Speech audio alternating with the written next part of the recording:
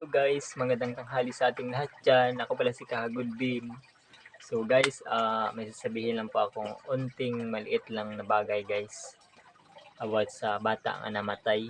So guys, base sa report guys, sabi ng pulis, yung bata daw may crack dito sa ulo. At saka sabi nila sa mga nakakita sa bata dun sa bundok, sabi yung bata daw may pasa daw dito sa sa gilid, tsaka dito sa likod. So, anong hinala natin guys? Possible kaya na binugbog ng mga pamilya ang bata? Or nahulog ang bata? Anong masasabi natin guys? Binugbog kaya or nahulog? Or pumunta din sa bundok, sumama sa aso? Kasi sabi ng nanay niya, sumama daw sa aso. Kasi yung aso daw pagbalik, hiningal daw. Ano kaya? Hindi rin tayo mag-judge sa nanay kasi wala pang result sa autopsy.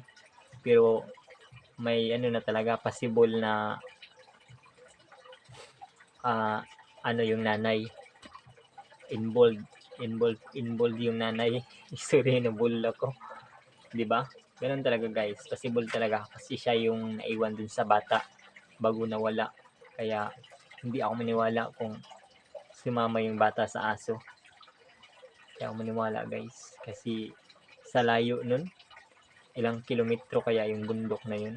Hindi kaya ng 2 years old yun. Puntahan, di ba? Lang mga ganito sa atin kaya, pero yun, malayo lang yung kaunti. Sisigaw na yun ng mama yun, di ba? Tama ako guys. Ganon. So, anyway, dun sa sinasabi nilang, ayun, naana daw ang result sa autopsy. Wala pa tayo na kuha nga result guys. So, magmaritis pa ta guys para makakuha og result about sa itong bata nga nawala. Hinaot na matagaan siya og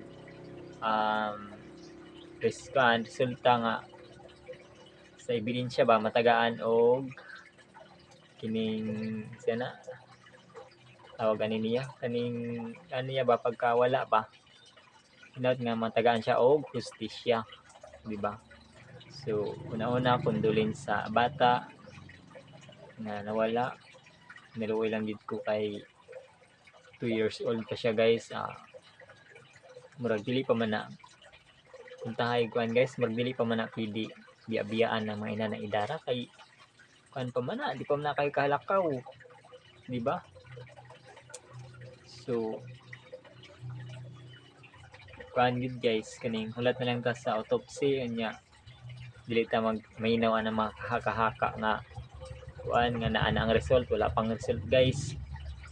Nya pero syempre na nang jud ang kuan nato ana nanay suspect og kinsay is me nagbuhat sa bata.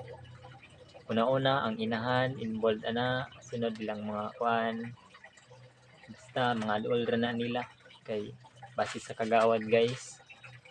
Ingon niya nga involved gid kayo ang pamilya ana sa kisa bata, yun sa nilang bata, di ba?